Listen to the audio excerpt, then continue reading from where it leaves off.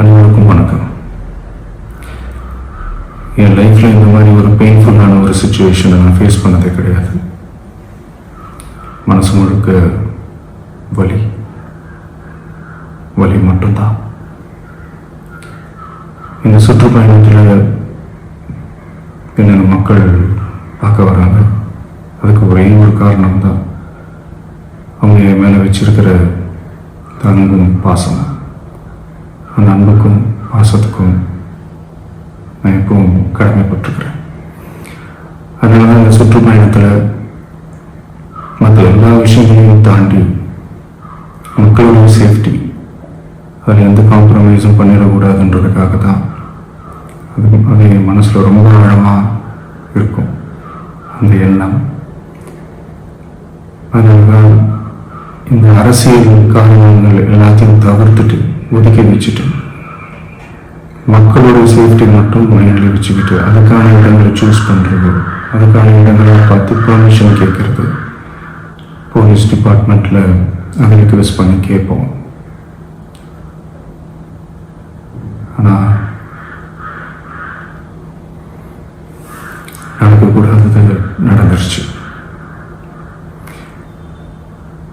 ஆனால் மனுஷன் தானே, அந்த நேரத்தில் அத்தனை பேர் பாதிக்கப்பட்டு இருக்கும்போது எப்படி அந்த ஊரை விட்டுட்டு என்னால் கிளம்பி வர முடியும்?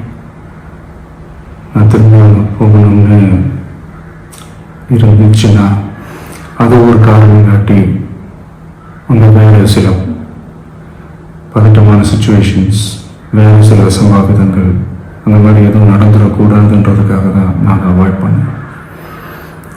இந்த நேரத்தில் சொந்தங்களை இழந்து தவிக்கிற அத்தனை குடும்பங்களுக்கும் என்னுடைய ஆழ்ந்த இரங்கலை தெரிவிச்சுக்கிறேன். எனக்கு தெரியும், என்ன சொன்னாலும் இது இடையாகாதுன்னு எனக்கு தெரியும்.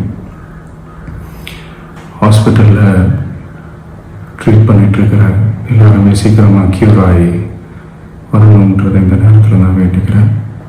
கூடிய சீக்கிரமே உங்கள் எல்லாரையும் நான் சந்திக்கிறேன். இந்த நேரத்தில் எங்களுடைய வழிகளை, எங்களுடைய நிலைமையை புரிஞ்சுக்கிட்டு எங்களுக்காக பேசின அரசியல் கட்சிகளை சார்ந்த நண்பர்கள், தலைவர்கள் அனைவருக்கும் என்னுடைய நன்றியை தெரிவிச்சுக்கிறேன். கிட்டத்தட்ட ஒரு 5 மாவட்டத்துக்கு பிரச்சாரத்துக்கு போனோம். இந்த மாதிரி எதுவுமே நடக்கல. ஆனால் கரூரில் மட்டும் ஏன் எப்படி நடக்குது, எப்படி நடக்குது?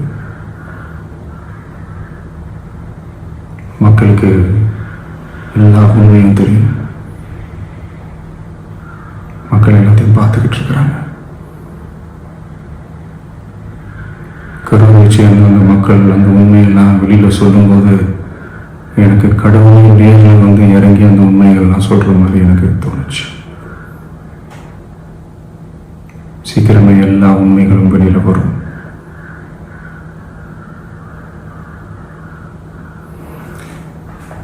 எங்களுக்கு தரப்பட்ட இடத்துல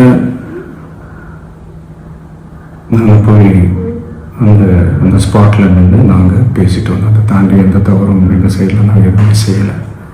பட் இருந்தாலும் எங்கள் கட்சியை சேர்ந்த நிர்வாகிகள், தோழர்கள் மேலே எஃப்ஐஆர், அது மட்டும் இல்லை சோஷியல் மீடியாவை சேர்ந்த நண்பர்கள், தோழர்கள் அவங்க மேலே எஃப்ஐஆர்லாம் போட்டு இப்போ பிடிச்சிக்கிட்டு இருக்கிறாங்க.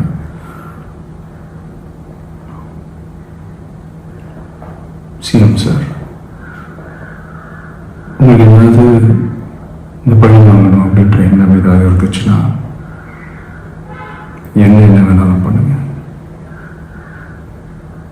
அவங்க மேலே கை வைக்காதீங்க. நான் ஒன்று வீட்டில் இருப்பேன், இல்லை நான் ஆஃபீஸில் இருப்பேன். என்ன வேணாலும் செய்யுங்க. நண்பர்களே, தோழர்களே, நம்மளோட அரசியல் பயணம் இன்னும் ஸ்ட்ராங்காக, இன்னும் தைரியத்தோட